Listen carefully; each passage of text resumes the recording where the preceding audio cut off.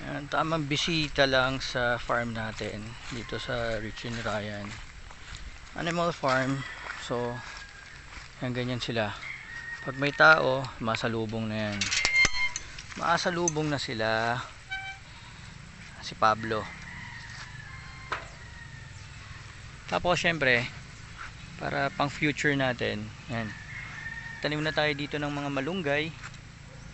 So meron tayong 1 2, 3, 4, 5, 6, 6 na malunggay. So siguro mga 6 months pa makakapal na yan. So another alternative feeds yan. Kaso kawawa yung avocado, inubos nila yung dahon. Wala tayong magagawa dyan, labot na nila. So ayan sila. Tapos yung iba dito nakasilong, magpapahinga, nag-aabang na kumain. Babalik lang muna natin tong trays. Yung isa ba nakahapon na, nag-aabang ng mga pagkain yan mamaya. So nakapag-harvest na tayo ng eggs, pero ganun pa rin, konti pa rin yung mga eggs. So walang laman yung mga nest box nila. Meron, yun, may isang. So mamaya natin kukunin yan. Dito wala na. Tapos bibisitahin natin yung azolla pond natin. Una, experimental lang yun, pero sinuwerte, after almost a month, 1 month na, more than 1 month, ito na siya. Ang dami na. So bumawas ako ng halos 1 kilo din yung nakuha ko kanina. Sinubukan ko ibigay sa kanila. So okay, successful yung ating azolla pond. So by January, by next year, for sure maglalagay pa ng isa dito. Maglalagay pa kami ng isa dito. Yan. Itong area na yan, gagawin namin azolla pond. Kasi kailangan talaga ng alternative tsaka additional. So ano to, azolla saka duckweed. So duckweed at azolla. Yan. Ang dami na. Sa naalala ko, ang size nitong pond nito ay mga around 12 feet. 12 feet nga ba?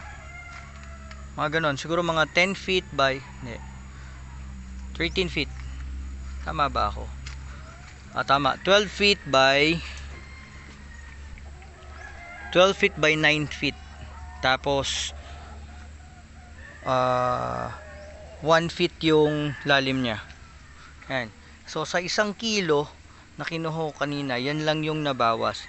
Yan yung nabawas halos sa 1 kilo. Kanina punong-puno yan eh. Yan. Yan ang nabawas lang. Dadami pa yan. Kikita nyo may mga ano pa. Yan. May mga space pa lahat yan. Hanggang sa mapuno yan. So yung mga manok natin ito. Mga tamang abang. Mga tamang abangers sila. Tamang abangers sa pagkain. So kunyari mga dead ma lang yung mga yan. Pero pag kumuha ka ng feeds, magtatakbuhan na yung mga yan. Yan. O, di ba? Ano? Yan. Mga nakaabang na sila. So yan muna yung ano natin ngayon, video natin ngayon. Mamaya update ulit pagkakain na. So meron pang 40 minutes bago sila pakainin. So off muna tayo. Mamaya babalik tayo kapag kumakain na sila. Ayan. So very busy day sa farm. Mukhang meron silang nakita ang bulate. So ayan, ganyan sila ka busy. Sabi nung mga matatanda dito, yung nagbabantay sa amin, tawag daw dyan sa mga damo na nandyan is ano, kulape. Ayan, so nagiging ganado sila kumain, no?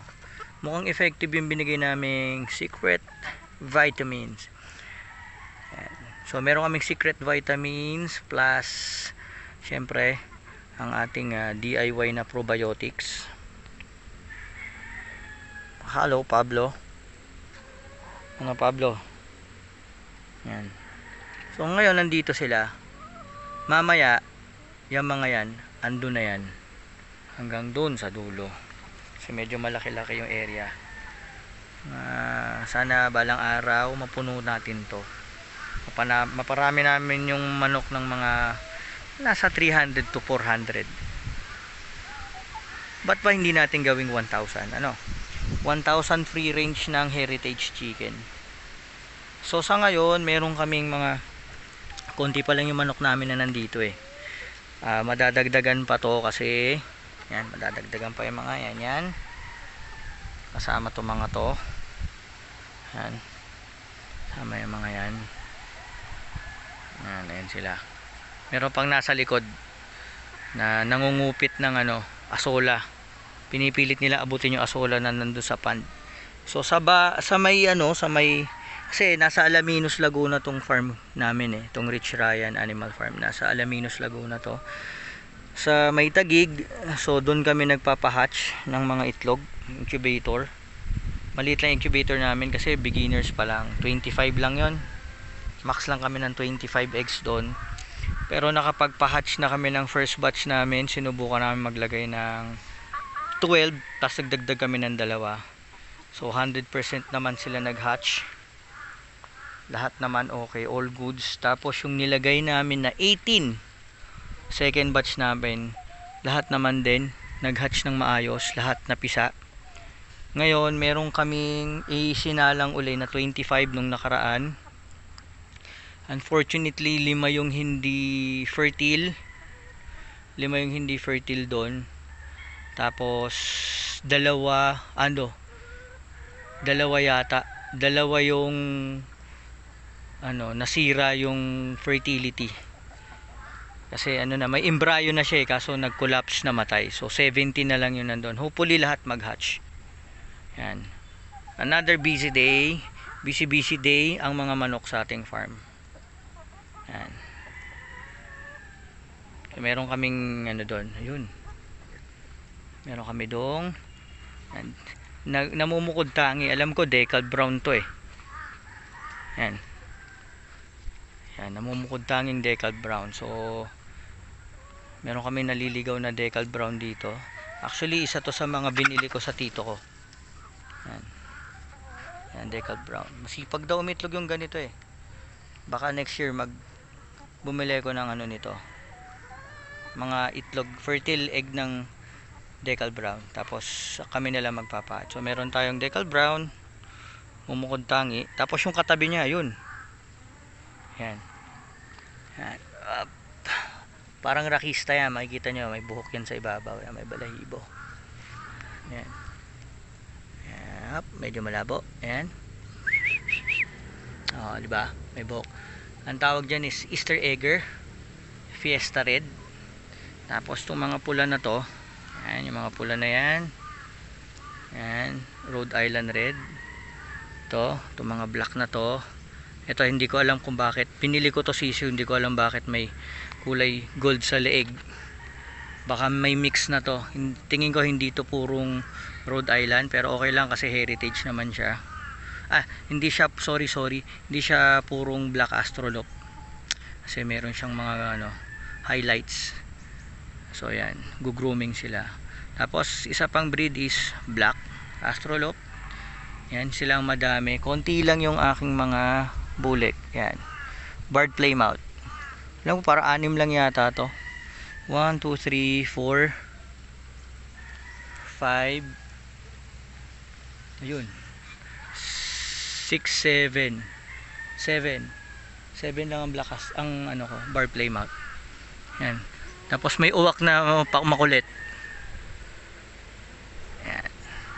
So antayin lang natin mag 4 PM para makapagpakain. So yan, tamang abang lang kami dito.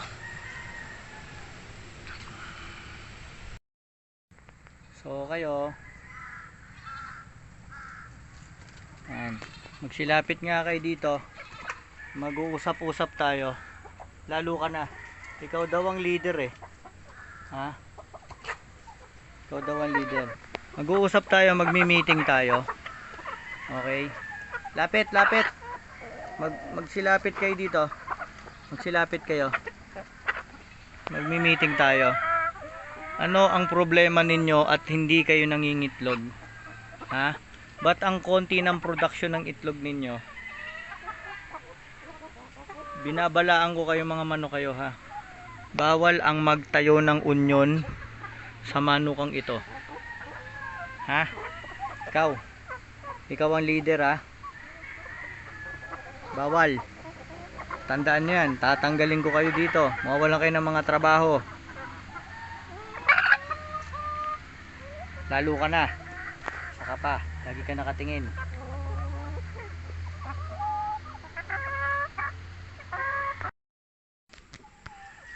So sinubukan muna natin mag-harvest ng siguro mga kalahating kilo to.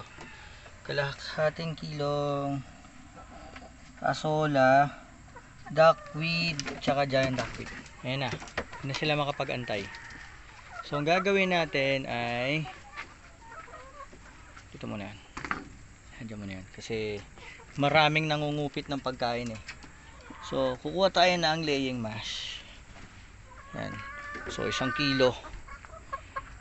1 kilo. Ayan na oh. Sabi ko sa inyo may mga nangungupit eh. Ito di na makapag-antay. Oy, baba ka dyan. Baba ka muna. Ikaw. Oh, di ba? Oh, sige, kupit. Kupit. Hindi nagpatalo. Hindi nagpatalo, lumamang pa. So, ganyan yan sila. Kapag may nakita silang opportunity, kupit. Kupit. Aray ko. Doon ka. Nangungupit ka na nga ng feeds eh. Kasi ano rin to, 1 kilo din bigay ko sila sa kanila. So,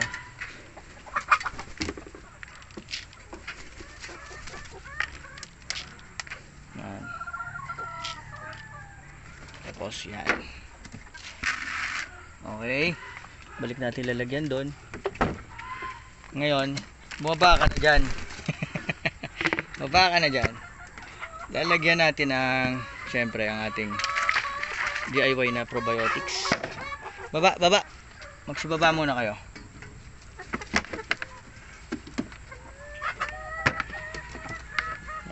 Pasensya na sa video ha, medyo magulo. Sabi ko sa inyo eh, hindi papatalo yung mga yan, mga kupitero yan. So lalagyan natin sila ng probiotics. Naligo. Sorry. Yan. So yung probiotics namin nahalo na namin sa sa feeds. Tapos syempre ang aming secret weapon. Dahil 2 kilo yon, 2 scoop. So kami rin mismo gumagawa niyan. Kami gumagawa. Malunggay. Malunggay. O mamaya na. Imemekos-mekos muna natin yan. Tapos syempre imemekos-mekos natin yung Imemekos-mekos yan.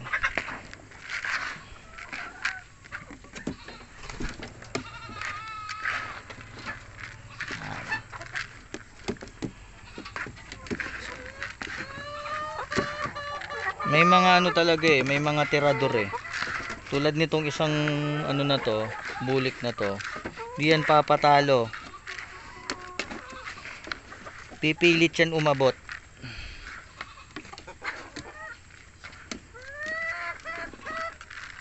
Okay. Aray ko. O yan, ato kakatuloy. Madaya ka daw kasi.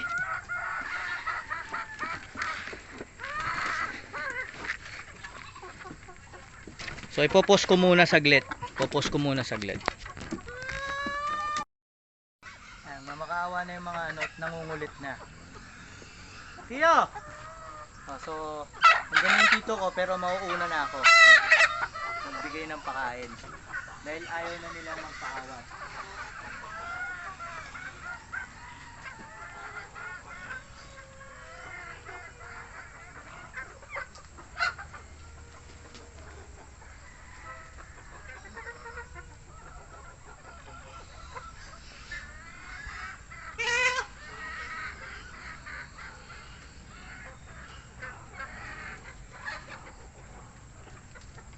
basa, tutoy, basa. Apo. Ade! Ade! Ade! Yung ginawa ko, pinaghalo. Ha? Ganyan lang ako, basa-basa yung dapat magbasa-basa. Sinubukan ko mo yung asola. Dinagdagan ko konti. Lan? Yung asola to, yung damo. Dinagdagan lang. Para lang masanay. Para hindi manibago.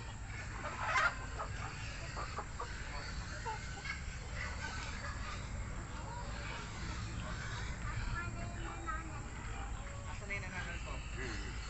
Yan, oh, di ba ko? Yan, malaki yun. Sulit-sulit sa kaya rin yun. Dapat tinatanggal na yan.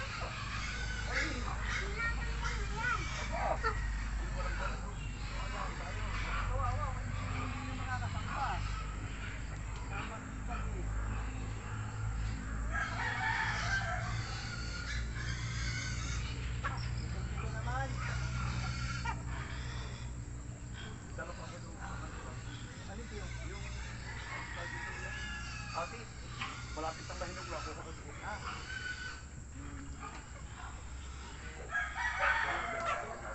Kaya ako na nagpakain at wala naman ako magawa.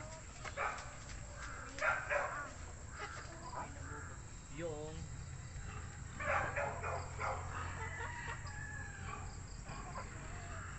Akala ko, yan eh. Gigilingin yung palagay ko. iyo, kasama na siya. Nag-umpisang gumamit yan Thailand. Sa Thailand. Yung mga ganyan. Hindi pinakakain yan sa pato. Ang itik. Effective at mabilis magpa-dagdag ng